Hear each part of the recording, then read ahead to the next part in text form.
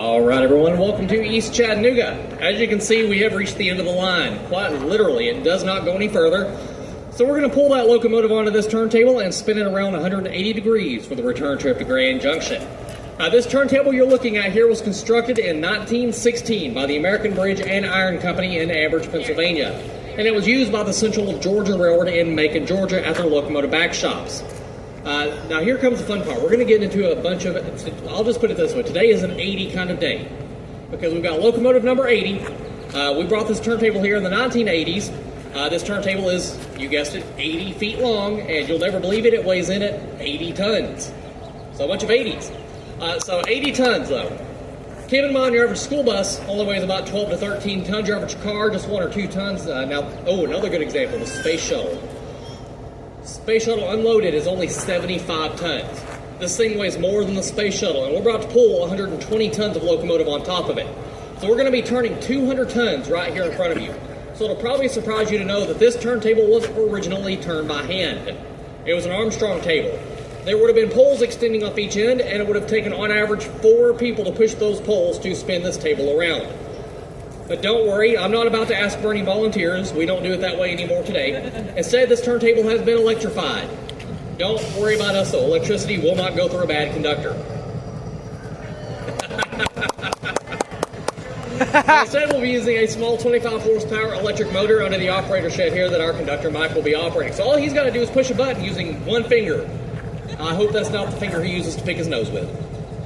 What? Now you may be wondering, how do they spin that much weight by hand? Well, to spin it by hand and even by motor still today, we have to ensure the table is balanced. As the locomotive gets center on the table here, as it does that, watch the far end of the table down here where I'll be at, and you'll see it drop down by just a few inches. When it drops, we know the table is balanced. So essentially, when it drops, he stops.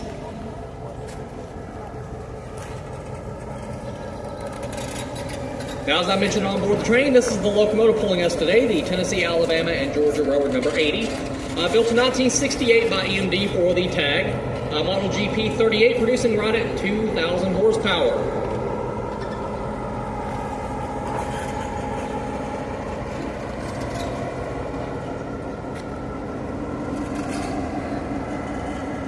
Now, you should see this end of the table take that drop down at any second to indicate our balance point. And there it is, that means we can begin turning. Now, while these are commonly referred to as a diesel locomotive, the correct term for these engines is actually diesel electric. Meaning inside this engine there is a large 16-cylinder diesel motor turning a generator. That generator is producing electricity, which is then fed down to the electric traction motors that's still on each axle of this locomotive. And it's those electric traction motors that are actually propelling the locomotive, hence the term diesel electric. So you can think of them as a hybrid of sorts. Diesel locomotives have always been made that way, and that is the way they are still made today.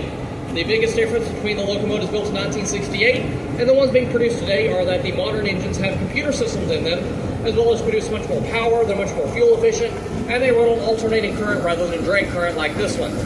Now, the reason why these locomotives go on to replace the steam locomotive was for nothing but money. Steam locomotives are just much more expensive all around to operate.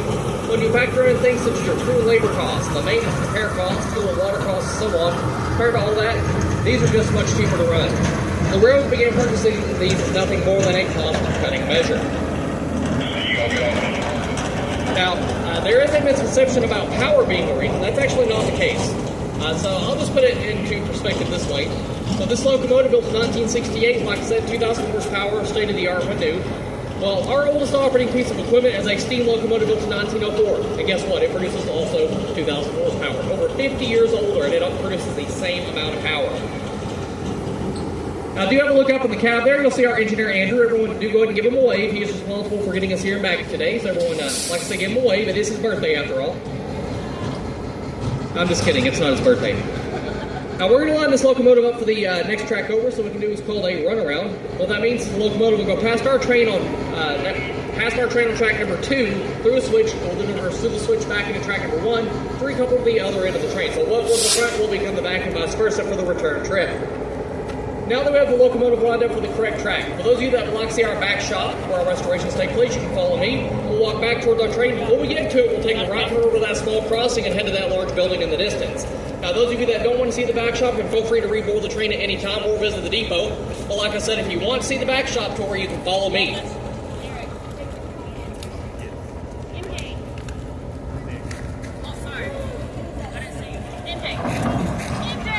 MJ.